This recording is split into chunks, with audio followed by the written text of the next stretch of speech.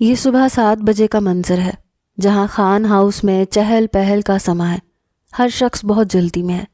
اینا اور نینا کالج کے لیے تیار ہو کر جیسے ہی کچن میں آئیں تو ناشتے کو ٹیبل پر لگاتی ابرش نے انہیں ناراضگی سے دیکھا۔ ہر روز ہی لیٹ اٹھتی ہیں آپ دونوں، اور اب ناشتہ ٹھیک سے نہ کیا تو کل سے ملے گا نہیں، خود بنانا پڑے گا۔ اپنی تائی کو دیکھتے اس نے کہا تو دونوں نے بغیر شرمندہ ہوئے چیئر گھسیٹ کر تشریف رکھی۔ ارے اب تو ڈائلاگ چینج کر دو، معمول بن چکا تمہارا یہ دھمکی دیتے۔ ابرش کی بات کا مذاق بناتے نینا نے کہا تو وہ ہنس دی۔ کوئی اثر بھی تو ہو تائی کی کسی دھمکی کا، میں نے سوچا میں ہی کہہ دوں آج، مگر آپ دونوں نے اٹھنا لیٹ ہی ہے۔ فاران بھائی بھی تو ہے نا، کتنی سحر انگیز، ماشاء اللہ، بلکہ وہ تو مارننگ واک پہ بھی جاتے ہیں۔ بس بی بی تم رہنے ہی دو، تمہیں تو موقع چاہیے ہوتا ہے اپنے فاران بھائی کی تعریف کرنے کا۔ اینا نے کہا تو نگہت بیگم نے بے ساختہ مسکراتے ہوئے ابرش کے سر پر ہاتھ پھیرا۔ ہاں تو وہ ہیں ہی ایسے کہ ان کی تعریف کی جائے، فخر سے ابرش نے کہا اور ناشتے کے خالی برتن سنک میں رکھنے لگی، جبکہ نگہت نے محبت سے اپنی بھتیجی کو دیکھا۔ فاران ان سب کی آنکھوں کا تارا تھا۔ خان ہاؤس میں 2 بھائی ابراہیم اور اسماعیل رہائش پذیر تھے۔ ابراہیم کی بیوی نگہت، جبکہ اسماعیل کی شریک حیات کا نام امبرین تھا۔ بڑے بھائی کی 3 اولادیں تھیں، سب سے بڑا فاران، پھر 2 جڑواں بیٹیاں اینا اور نینا تھیں۔ چھوٹے بھائی اسماعیل کے ہاں شادی کے کئی سال گزرنے کے بعد ایک بیٹی کی پیدائش ہوئی، جس کا نام انہوں نے ابرش رکھا۔ گھر بھر کی لاڈلی ہونے کے علاوہ ابرش بے حد خوش شکل تھی کہ ایک نظر دیکھنے کے بعد دوبارہ دیکھنے کو جی چاہتا تھا۔ قسمت نے اس وقت پلٹا کھایا جب اسماعیل کو ان کے بزنس مخالفین نے قتل کر دیا۔ ابرش کے سر سے مانو آسمان چھن گیا، لیکن ابراہیم نے اپنے بھائی کی بیٹی کو سینے سے لگایا، باپ کا پیار دیا۔ امبرین سے زیادہ محبت اسے نگہت سے ملتی تھی، جس نے کبھی بھی ابرش اور نینا اور اینا میں کوئی فرق نہیں سمجھا۔ پاکستان کے حالات اور انصاف کے پیش نظر دشمن اب بھی دندناتے پھر رہے تھے، مگر ان کے پاس کوئی ٹھوس ثبوت نہیں تھا جس کی بنا پر وہ قاتل کو تختہ دار تک پہنچا سکتے، تو اپنا مقدمہ اللہ کی عدالت میں رکھتے صبر کر گئے۔ جو لوگ اس قتل میں ملوث تھے ان سے بالکل تعلقات ختم کر لیے گئے۔ اس وقت ابرش 7 سال کی تھی تو کئی دن اپنے بابا کے گزر جانے کے صدمے سے باہر نہ نکل پائی، مگر کہتے ہیں نا کہ وقت سب سے بڑا مرہم ہے، یہ وہ دکھ بھی بھلا دیتا ہے جس کو ہم سوچتے ہیں کہ کبھی بھی جان نہیں چھوڑے گا۔ ابرش کو اس غم سے نکلنے میں فاران نے بہت مدد کی، اسی وجہ سے وہ سب سے زیادہ فاران کے قریب تھی۔ اس کو کوئی بھی مسئلہ ہوتا وہ اپنی امی کے بجائے فاران سے ہی ڈسکس کیا کرتی، اور وہ فوراً اس کا حل نکال دیا کرتا۔ اینا اور نینا سے ابرش 3 سال چھوٹی تھی، اور وہ دونوں ہی اسے چھوٹی بہن کی طرح ہی ٹریٹ کرتی تھیں۔ دونوں بہنیں یونیورسٹی جاتی، اور ابرش نے FSC کرنے کے بعد آرٹ اسکول جوائن کر لیا تھا۔ بچپن ہی سے ڈرائنگ اچھی تھی تو شوق میں بنائے گئے اسکیچز گھر والوں کو حیران کرتے تھے۔ وہ اتنی مہارت رکھتی تھی۔ جیسے جیسے ابرش بڑی ہوتی گئی اس کا یہ ٹیلنٹ بھی نکھرتا چلا گیا، اس لیے وہ آرٹ اکیڈمی میں مصوری کی نوک پلک سنوارنے جایا کرتی تھی۔ اس کا ارادہ 1 سال بعد یونیورسٹی میں داخلہ لینے کا تھا۔ کچھ دنوں سے نگہت کی طبیعت ٹھیک نہ ہونے کی وجہ سے اس نے اکیڈمی سے آف کیا ہوا تھا، کیونکہ نینا اور اینا کے یونی میں ٹیسٹ چل رہے تھے تو وہ چھٹی نہیں کر سکتی تھیں۔ فاران بابا کے ساتھ آفس سنبھالتا تھا۔ اینا کا نکاح اپنی پھپھو کے ہاں ہو چکا تھا، کچھ عرصے تک رخصتی متوقع تھی۔ پھپھو کے بیٹے اشر سے اس کی نسبت بچپن میں ہی طے کر دی گئی تھی، اور پھپھا کے انتقال کے بعد اشر کی امی کو نہ جانے کیوں یہ وہم ہو گیا کہ ان کے دن بھی کم رہ گئے ہیں، اس لیے ان دونوں کا نکاح ہوئے 1 ماہ ہوا تھا اور رخصتی 6 ماہ بعد طے پائی تھی۔ وہ بھی پھپھو کی درخواست کو ابراہیم صاحب انکار نہ کر سکے، تب ہی ممکن ہو پایا تھا۔ اس وقت وہ کینوس پر ایک اداس شام کا منظر تخلیق کر رہی تھی، جس میں ایک اداس لڑکی کی پشت کو دکھایا گیا تھا، سیاہ لباس میں، بکھرے بالوں کے ساتھ، ننگے پاؤں، وہ دوشیزہ جیسے کسی کے انتظار میں تھی۔ جب فاران نے اس چھوٹے سے اسٹور نما کمرے میں قدم رکھا، جس میں ہر طرف اس کے آرٹ سے متعلق مختلف اشیاء رکھی ہوئی تھیں، ساتھ ہی ساتھ دیواروں پر اس کی محنت سے بنائی گئی مصوری کے جوہر بھی آویزاں تھے۔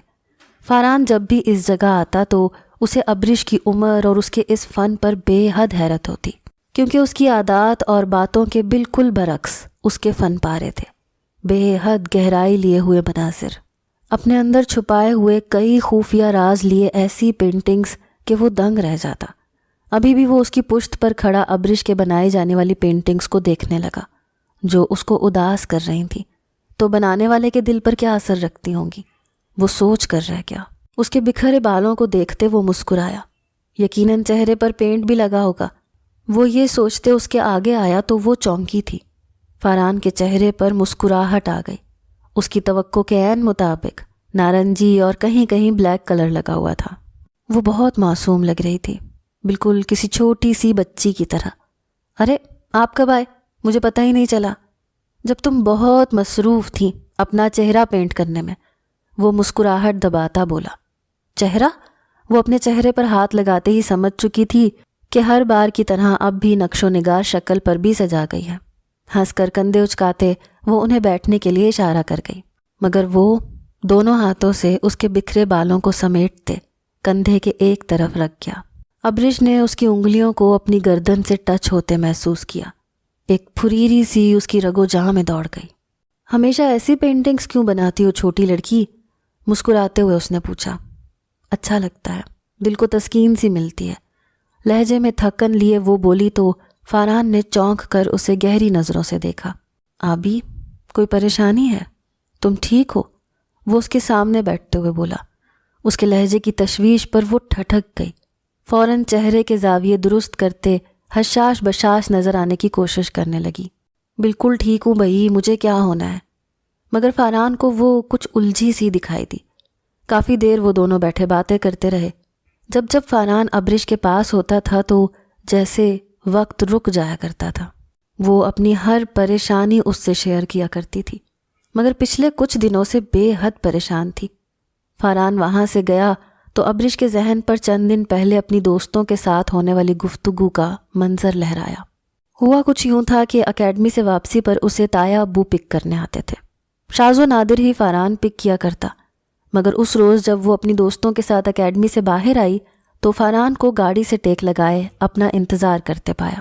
تب اس کی دوستوں میں آنیا نے اسے ٹہوکا دیتے فاران کے بارے میں پوچھا۔ وہ انہیں جلدی جلدی میں کزن کا کہتے گھر آ گئی، مگر اگلے دن سبھی اسے گھیرے میں لیے بیٹھی تھیں۔ اچھا، تو یہ ہیں وہ موصوف جن کی باتیں کرتے تم تھکتی نہیں ہو؟ کیا غضب کی پرسنالٹی ہے یار، آنیا نے کہا تو سب نے اس کی تائید کی۔ واقعی ہی از دا بیسٹ، میری کوئی بات نہیں ٹالتے، بہت محبت کرتے ہیں مجھ سے۔ ابرش کی بات سنتے وہ سب اچھلی تھیں۔ محبت کرتے ہیں؟ تم نے بتایا ہی نہیں یہ، اور کیا تم بھی ان سے محبت کرتی ہو؟ اس کی دوست ماہا نے پوچھا۔ بالکل، وہ ہیں ہی ایسے، کسی کو بھی ان سے محبت ہو جائے۔ بات کرتے کرتے وہ ایک دم سے ان کے چہرے دیکھنے لگی جہاں معنی خیزی نے ڈیرے ڈال رکھے تھے۔ او ہو، دماغ خراب ہے کیا تم لوگوں کا؟ ایک ہی محبت نہیں ہوتی ہے دنیا میں۔ ہم دونوں ایک دوسرے سے محبت کرتے ہیں، مگر ویسی نہیں جیسا تم لوگ سمجھ رہی ہو۔ اس نے انہیں جھڑکا تھا، مگر وہ تو ابرش کے پیچھے ہی پڑ گئی۔ اٹھتے بیٹھتے اسے فاران کے نام سے چھیڑنے لگی، جس سے ابرش پہلے پہل تو بے حد جھنجھنا جاتی، کبھی کبھی انہیں ڈانٹ دیتی، مگر اب بس انہیں دیکھ کر رہ جاتی۔ اس نے نہایت باریک بینی سے فاران کے رویے پر غور کیا تھا۔ اس کی دوستوں کے مطابق واقعی ان کے جیسا تو کوئی بھی اس کا خیال نہیں رکھتا تھا، اور پوری دنیا اسے ابرش کہتی، مگر صرف فاران کے لیے وہ آبی تھی۔ اس کے دل نے بھی رفتہ رفتہ یہ مان لیا کہ ہاں، فاران اس سے محبت کرتا ہے، اور ابرش تو تھی ہی فاران کی دیوانی۔ اگرچہ اس کی محبت بہت خالص نوعیت کی تھی، لیکن اپنی دوستوں کی باتوں سے اسے اندازہ ہوا تھا کہ واقعی فاران اور وہ ایک دوسرے کے لیے بنے ہیں۔ اب اسے فاران کا سامنا کرنے میں جھجک سی ہوتی تھی۔ جذبات کیا بدلے تھے، دیکھنے کا انداز بھی بدل گیا تھا۔ وہ اس تبدیلی پر خوش تھی۔ گھر میں اینا کی شادی کی تاریخ رکھ دی گئی تھی، اور اس کے فوراً بعد فاران نے دبئی جانا تھا، جہاں اسے اپنا بزنس سیٹ اپ کرنے کے لیے تقریباً 1 یا 2 سال لگ جاتے۔ تبھی گھر والے اس کی شادی پر زور دینے لگے۔ ابرش کے لیے یہ بات کسی دھماکے جیسی تھی۔ وہ حیران تھی کہ ابھی تک انہوں نے گھر کے بڑوں سے اپنی اور اس کی بات کیوں نہیں کی تھی۔ نہ ہی ابرش سے فاران نے اس بارے میں کچھ ڈسکس کیا تھا۔ ابرش نے سوچا کہ وہ خود فاران سے اس بارے میں بات کرے گی۔ یہ نہ ہو کہ شادی میں تائی جی کو کوئی لڑکی پسند آ جائے اور مصیبت کا سامنا کرنا پڑے۔ وہ بنا سوچے سمجھے فاران کے روم کو کھٹکھٹاتے ہوئے اندر داخل ہوئی۔ وہ ابھی نہا کر واش روم سے نکلا تھا، ابرش کو کمرے میں دیکھتے حیران ہوا۔ شرٹ پہنتے ہی اس کی طرف رخ کرتے مسکرایا۔ خیریت، کوئی کام تھا؟ ہاں جی، آپ سے ایک بات کرنی ہے مجھے، وہ انگلیاں چٹکھاتے ہوئے بولی۔ ادھر آ تو گئی تھی مگر اب سمجھ نہیں پا رہی تھی کہ بات کا آغاز کیسے کرے۔ بولو، میں سن رہا ہوں۔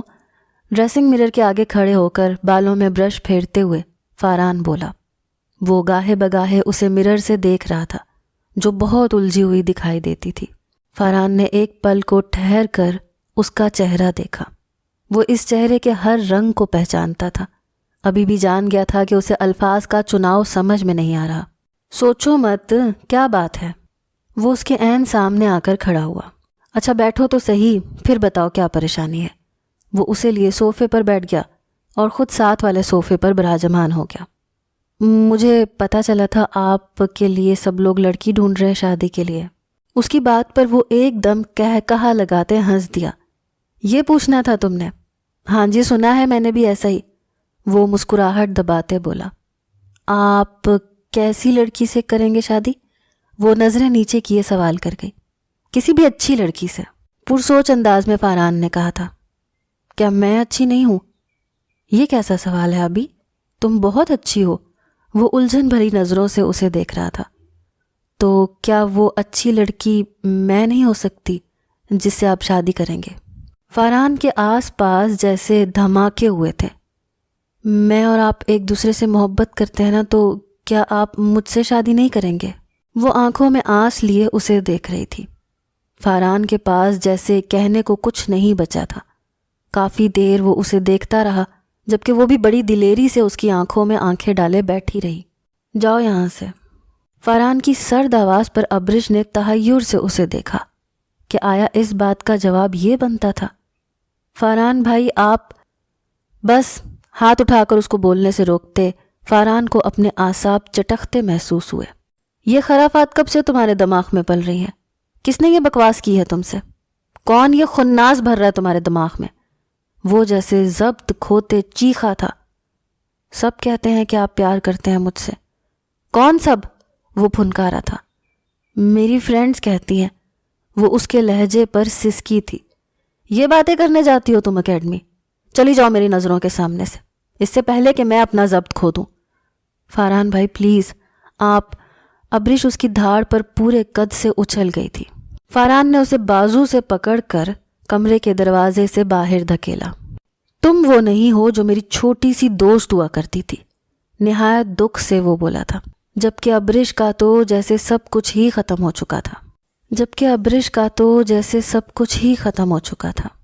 وہ لٹے پٹے انداز میں اپنے کمرے میں آئی اور بستر پر ڈھہ سی گئی۔ تو طے ہوا کہ میں نے محبت سے شکست اور منہ کی کھائی ہے۔ وہ ہاتھوں میں چہرہ چھپائے سسکتی۔ فاران اور اس کے بیچ بات چیت بند تھی، اور یہ بات سب نے ہی نوٹس کر لی تھی۔ اینا کی شادی کے فنکشنز شروع ہو چکے تھے۔ ابرش بیٹا، اتنے شوق سے شاپنگ کی تھی تم نے شادی کی، اور اب کپڑے ویسے ہی پہنے ہوئے ہیں۔ اس کی امی نے ابرش سے کہا تو وہ چونک گئی۔ اب انہیں کیا بتاتی کہ تیار ہو کر وہ اپنے غم کا ماتم کیسے منا سکتی تھی۔ اس کو کوئی بھی چیز اب خوش نہیں کر سکتی تھی۔ وہ فاران کے رویے سے اندر ہی اندر ڈھہ رہی تھی۔ یہ شخص تو اس کی آنکھوں میں آنسو تک نہیں آنے دیتا تھا۔ اب 2 ہفتے ہو چکے تھے، دونوں میں بات چیت بالکل بند تھی، بلکہ فاران اسے دیکھتے ہی منظر سے غائب ہو جاتا، جیسے اب ابرش کی شکل دیکھنے کا بھی وہ روادار نہ تھا۔ گہرے سانس بھرتے ہوئے اس نے اپنی امی کی طرف دیکھا جو بہت تشویش لیے اسے دیکھ رہی تھی۔ کیا بات ہے؟ تم میری خوشی کی واحد وجہ ہو ابرش، یوں خاموش نہ رہا کرو میری جان، میرے دل کو 1000 وہم ستانے لگتے ہیں۔ وہ اپنی ماں کو یوں پریشان دیکھتے اپنے سر سے فی الوقت ہر پریشانی جھٹکتے اور مسکراتے ہوئے ان سے لپٹ گئی۔ کچھ بھی نہیں ہوا امی۔ فاران سے کوئی جھگڑا چل رہا ہے کیا تمہارا؟ نہیں تو میں ان سے یا وہ مجھ سے ناراض ہو سکتے ہیں بھلا؟ آپ خود سوچیں۔ وہ ان کی طرف دیکھنے لگی تو انہوں نے تائیدی انداز میں سر ہلایا۔ واقعی فاران اور ابرش سے ناراض ہو جائے ایسا تو ہو ہی نہیں سکتا۔ اچھا چلو اپٹن ہے آج، تم جاؤ، میں کپڑے پریس کروا دیے ہیں، چینج کر لو، مہمان بھی آتے ہی ہوں گے۔ جی اچھا، کہتے ہوئے وہ اپنے چہرے پر خوش باش نظر آنے کا نقاب اوڑھ گئی۔ اپٹن میں وہ اپنا سوگوار حسن لیے دلہن کی خوبصورتی کو بھی مات دے رہی تھی۔ فاران نے اس کی خاموشی کو محسوس کیا تھا اور گھر کے سب لوگوں نے ہی اس سے ابرش کی خاموشی کی وجہ پوچھی تھی کہ تم تو جانتے ہی ہوگے، مگر وہ کیا جواب دیتا۔ لیکن ابرش کو اس طرح دیکھنا اس کے لیے بہت تکلیف کا باعث تھا۔ مہندی کے بعد سب گھر والے لاؤنج میں چائے پی رہے تھے جب فاران کو اس کی امی نے مخاطب کیا۔ بیٹا، اشر کی خالہ کی بیٹی ہے نا سدرا، جس نے آج گرین لہنگا پہنا ہوا تھا، وہ مجھے تمہارے لیے بہت اچھی لگی ہے۔ امی، وہی جس کے لمبے بال تھے؟ نینا نے ماں سے پوچھا۔ ہاں وہی بیٹا، میں چاہتی ہوں اس شادی پر تم اس سے ذرا بات چیت کر کے دیکھ لو، مجھے تو پسند ہے وہ، باقی جیسا تم چاہو گے ویسا کر لیں گے۔ فاران نے ایک دم ہی ان کی بات پر چونکتے محض سر ہلایا تھا، اور پھر جب ابرش کی طرف دیکھا تو اسے یہ سمجھنے میں دیر نہ لگی کہ وہ بس رو دینے کو ہے۔ فاران نے اپنے لب بھینچے تھے، وہ غیر محسوس انداز میں وہاں سے جا چکی تھی۔ فاران نے دور تک اس کا پیچھا کیا تھا، وہ جانتا تھا کہ وہ اب یقیناً رو رہی ہوگی۔ سب گھر والوں کو اس کی شادی کا ٹاپک مل چکا تھا، کسی نے بھی اس کا جانا محسوس نہ کیا، مگر فاران کی تمام حسیات اسی جانب تھیں۔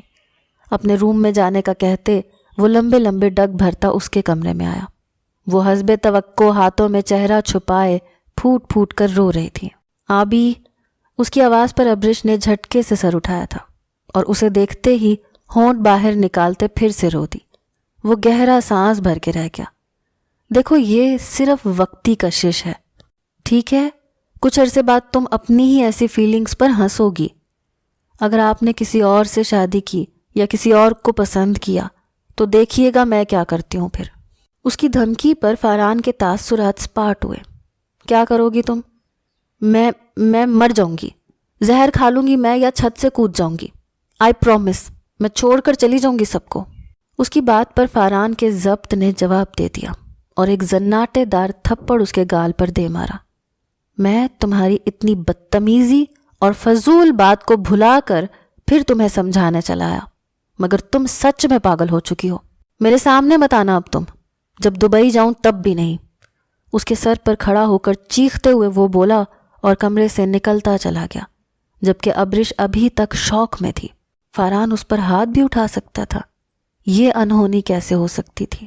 وہ بے یقینی سے اور اپنی قسمت پر شوق بھی تھی۔ فاران نے سختی سے گھر والوں کو اس کی شادی کے ٹاپک پر بات کرنے سے منع کر دیا۔ ابرش کی باتوں نے اس کا دماغ گھما دیا تھا۔ شادی ختم ہوئی اور فاران دبئی چلا گیا۔ جانے سے پہلے نہ وہ ابرش سے ملا، نہ ہی ابرش نے اس سے ملنے کی کوشش کی۔ سب یہی سمجھتے رہے کہ فاران کے دبئی جانے کی وجہ سے ان کے بیچ میں بات چیت بند ہے، مگر حقیقت سے کوئی بھی واقف نہیں تھا۔ اس کے جانے کے بعد ابرش نے یونیورسٹی میں ایڈمیشن لے لیا۔ اکیڈمی کی دوستی چھوٹی تو نئی کوئی بھی دوست اس نے نہ بنائی۔ اب وہ کسی کے بھی قریب ہونے کی متحمل نہیں ہو سکتی تھی۔ فاران نے اس سے فون پر بات بھی نہیں کی، حالانکہ اس کا جب بھی فون آتا تو بطور خاص وہ ابرش سے بات کروانے کا کہا کرتا تھا۔ اس نے بارہا ابرش کے فون پر بھی کال کی تھی، لیکن اس نے اب طے کر لیا تھا کہ فاران سے کبھی بات نہیں کرے گی۔ فاران کو گئے 2 سال ہونے کو تھے، اور اس دوران وہ ایک الگ ہی ابرش بن گئی تھی، جسے فاران شاید دیکھتا تو کئی پل دیکھتا ہی رہ جاتا، جس کے شولڈر کٹ بال کمر کو ڈھانپنے لگے تھے۔ طبیعت میں بہت سنجیدگی اور سوبر پن جھلکتا تھا۔ ہر وقت ہنستے رہنے والی لڑکی اب ہنسنے والی بات پر بھی صرف مسکرانے پر اکتفا کرنے لگی تھی۔ اینا کی گود میں اب 1 سال کی علیشا تھی۔ نینا کی منگنی ہو چکی تھی۔ ابرش کا ایک یونی فیلو کچھ عرصے سے اس پر فدا تھا اور بغیر کوئی فضول حرکت کیے پہلے دن ہی شادی کا خواہش مند تھا، جسے وہ انکار کرتی آئی تھی۔ فاران کے انکار کے بعد اس کی ہر خواہش پر جیسے برف جم چکی تھی۔ وہ یونیورسٹی سے واپس آئی تو اس نے گھر میں معمول سے زیادہ چہل پہل اور خوشی کو محسوس کیا۔ پوچھنے پر پتہ چلا کہ فاران رات کو پاکستان پہنچ رہا ہے اور اس کے آنے کے لیے یہ سب تیاریاں ہو رہی ہیں۔ سب گھر والے ایئرپورٹ جانے کے لیے تیار تھے۔ جب اس کے انکار پر سب نے حیرت سے اسے دیکھا۔ تم کیسے انکار کر سکتی ہو؟ تم فاران بھائی آ رہے ہیں واپس؟ نینا نے کہا تو وہ پھیکا سا مسکرائی۔ میرا ٹیسٹ ہے کل، جب وہ آئیں گے تو میں مل لوں گی نا۔ سب یہی سمجھتے تھے کہ فون پر ان کا رابطہ ہوگا، لیکن کوئی بھی یہ نہیں جانتا تھا کہ ایسا کچھ نہیں ہے۔ سب کے انکار کے باوجود وہ نہیں گئی تو سب گھر والے چلے گئے۔ شکستہ قدموں سے وہ بستر پر گر سی گئی۔ کیسے سامنا کروں گی میں آپ کا؟ آپ کے انکار اور تھپڑ کی گونج ابھی تک سنائی دیتی ہے مجھے۔ اس کے زخم جیسے پھر سے ہرے ہو گئے تھے۔ رات جب سبھی واپس آئے تو وہ بھی جاگ رہی تھی۔ نینا اسے بلانے آئی تھی مگر اس نے خود کو سوتا ظاہر کیا تھا، جس کی وجہ سے اسے کسی نے جگانا مناسب نہیں سمجھا۔ دیر رات تک سب جاگتے رہے تو صبح کسی کی بھی جلدی اٹھنے کے چانسز نہیں تھے۔ تبھی اٹھی وہ یونیورسٹی جانے کو تیار ہوئی اور کچن میں آ گئی تاکہ بس ایک کپ چائے بنا سکے۔ وہ چائے بنا رہی تھی جب وہ کچن میں داخل ہوا۔ ابرش اپنے پیچھے فاران کی موجودگی محسوس کر سکتی تھی۔ شٹ، میں کیسے بھول گئی کہ وہ جاگنگ کے لیے جاتے ہیں۔ ابرش دل ہی دل میں خود کو کوسنے لگی۔ فاران نے اس پر سلامتی بھیجی تو اس نے بغیر پلٹے ہی جواب دیا۔ وہ حیرت سے اس کے لمبے بالوں کو دیکھنے لگا۔ اسے خوشگوار حیرت ہوئی۔ ابھی تک ناراض ہو؟ ان کی متبسم آواز سنتے وہ لب بھیج گئی اور پلٹ کر فاران کو دیکھا۔ وقت کی گردش جیسے رک گئی تھی۔ وہ پہلے سے زیادہ ہینڈسم ہو گیا تھا، جبکہ فاران کی نظر اس کے سراپے میں الجھ کر رہ گئی۔ اس کی دلکشی کئی گناہ بڑھ چکی تھی۔ لمبے بالوں کے ساتھ نفیس سے ہلکے رنگ کے لباس میں بے حد سوبر، وہ حیرت سے ابرو اچکا گیا۔ میرا آپ سے ناراض ہونا نہیں بنتا۔ آپ کہاں اور میں کہاں؟ لفظ آپ پر زور دیتے وہ بولی تو فاران کے چہرے سے مسکراہٹ غائب ہوئی تھی۔ آبی، اس کی آواز میں حیرت نمایاں تھی۔ ابرش نام ہے میرا۔ جو مجھے آبی بلایا کرتا تھا اس کے لیے میں کچھ نہیں تھی، نہ ہی کچھ ہوں، تو بہتر ہے آپ مجھے ابرش رہنے دیں۔ ایکسکیوز می، وہ کہتے ہوئے جا چکی تھی۔ فاران اپنی جگہ ساکت کھڑا تھا۔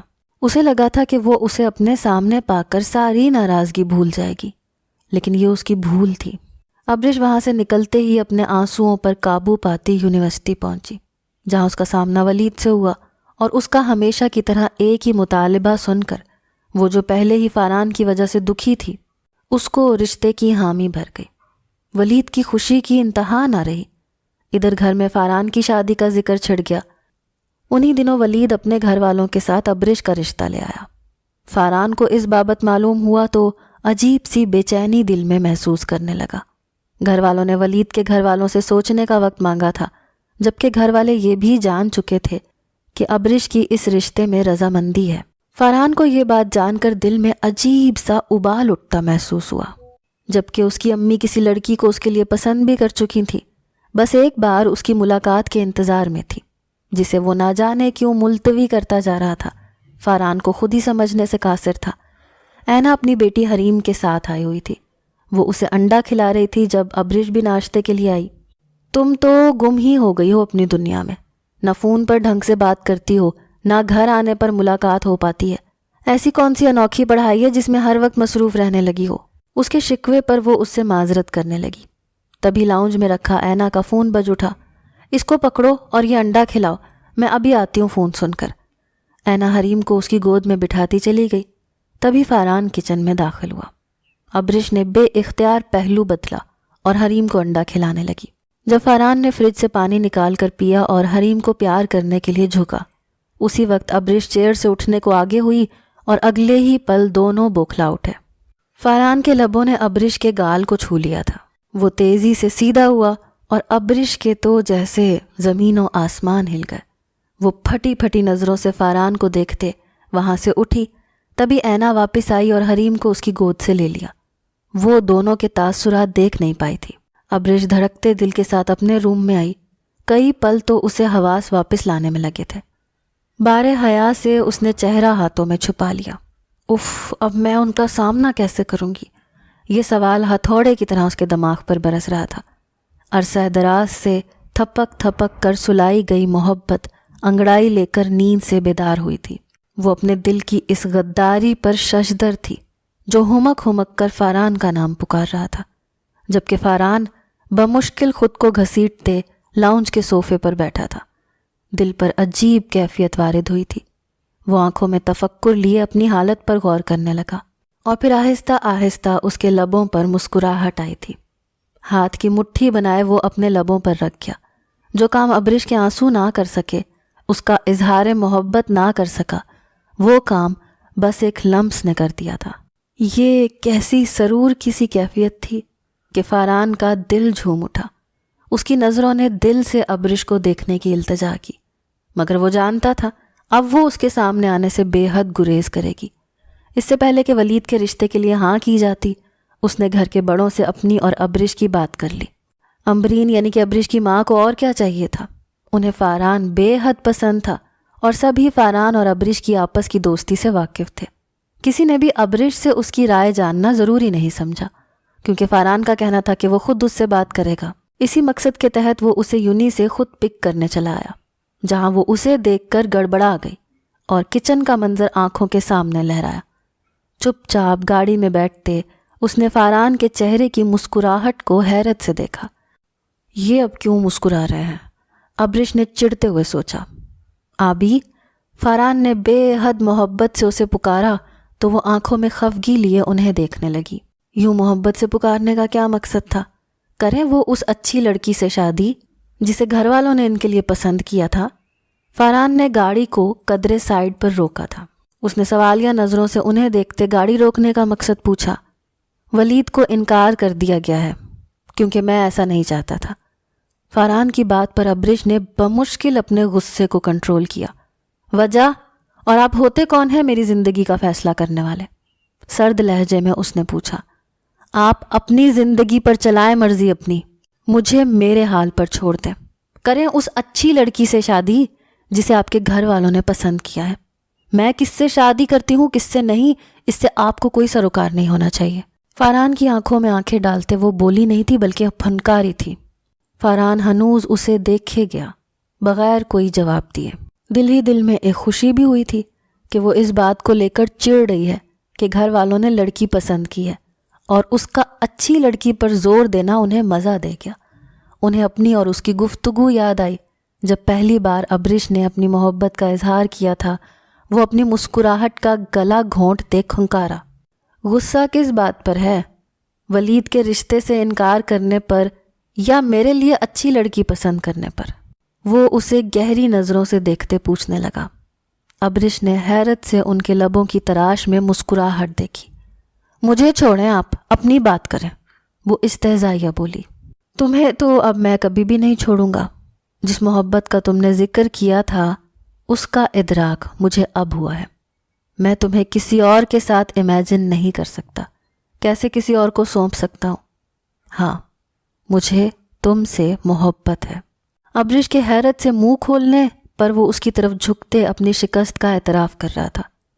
یہ آپ کی غلط فہمی ہو سکتی ہے، وقتی کشش ہے، کچھ عرصے بعد اسے یاد کریں گے تو ہنسیں گے۔ فاران کے الفاظ اسے لوٹاتے ہوئے ہزار چاہنے کے باوجود وہ آنسوؤں کو کنٹرول نہ کر پائی جو گالوں پر پھسل گئے تھے۔ میں ماضی میں کی گئی اپنی ہر کوتاہی کو بھول چکی ہوں، آپ بھی بھول جائیں جو میں نے کہا تھا۔ وہ ان کی آنکھوں میں دیکھنے سے گریز کر رہی تھی جہاں محبت کا ایک جہاں آباد تھا۔ میں ولید سے ہی شادی کروں گی، بس یہ میرا آخری فیصلہ ہے۔ انا کا جھنڈا بلند کرتے وہ بولی تو فاران نے شاکی نظروں سے اسے دیکھا۔ اس کے تاثرات دیکھتے وہ ہنسنے لگی، جس ہنسی میں ٹوٹے کانچ کے جیسی کھنک تھی۔ آپ کو اپنا رویہ یاد ہے؟ وہ تھپڑ جو آپ نے میرے گال پر مارا تھا، میں بالکل بھول نہیں سکتی وہ پل جب آپ نے مجھے مارا تھا۔ بات کرتے کرتے وہ رونے لگی۔ یہ گزرے وقت کا غبار تھا جو دھیرے دھیرے آنسوؤں اور شکووں کی صورت میں نکل رہا تھا۔ گال پر تھپڑ مارا تھا تو غیر ارادی طور پر مرہم بھی تو لگا دیا تھا میں نے۔ اس کی طرف جھکتے ہوئے وہ بے باکی سے بولا۔ ابرش کا سارا خون جیسے اس کے چہرے پر سمٹ آیا۔ سرخ چہرہ لیے اس سے نظریں چراتی وہ فاران کے جذبات کو ہوا دے گئی۔ اس نے دایاں ہاتھ اٹھاتے اس کے گال پر رکھتے سہلایا تھا۔ وہ اپنی جگہ منجمد ہو کر رہ گئی۔ بولتی نگاہوں سے اسے دیکھتا وہ ابرش کو سمٹنے پر مجبور کر گیا۔ دل گویا کانوں میں بجنے لگا۔ ایسے نہ دیکھیں، وہ اس سے التجا کرنے لگی۔ اس کا ہاتھ جھٹکنے کی ہمت وہ خود میں نہیں پاتی تھی۔ کیسے نہ دیکھوں؟ انگوٹھے کو گال پر ہولے سے پھیرتے وہ گھمبیر لہجے سے بولا۔ ابرش نے آنکھوں سے اسے باز رہنے کو کہا تو وہ ہنس دیا۔ ہوائیں سرد ہو جائیں یا لہجے برف ہو جائیں، تمہاری یاد کی چادر کو خود پر تان لیتے ہیں۔ تم ہم سے روٹھ جاؤ تو ہماری جان چلی جائے، یہ سانسیں چلتی رہنے کو تمہاری مان لیتے ہیں۔ وہ فاران کے الفاظ اور انداز پر اسے دیکھتے شرمیلا سا مسکرائی، کیونکہ اب وہ اپنے ایک کان کو پکڑے زیر لب سوری کہہ رہا تھا۔ اب رش مزید اس شخص کو شرمندہ نہیں دیکھ سکتی تھی، کیونکہ وہ جانتی تھی کہ اگر انا بلند ہو جائے تو محبتیں رل جایا کرتی ہیں۔ وہ فاران کے اپنی طرف بڑھے ہاتھوں کو تھامتے مسکرا دی۔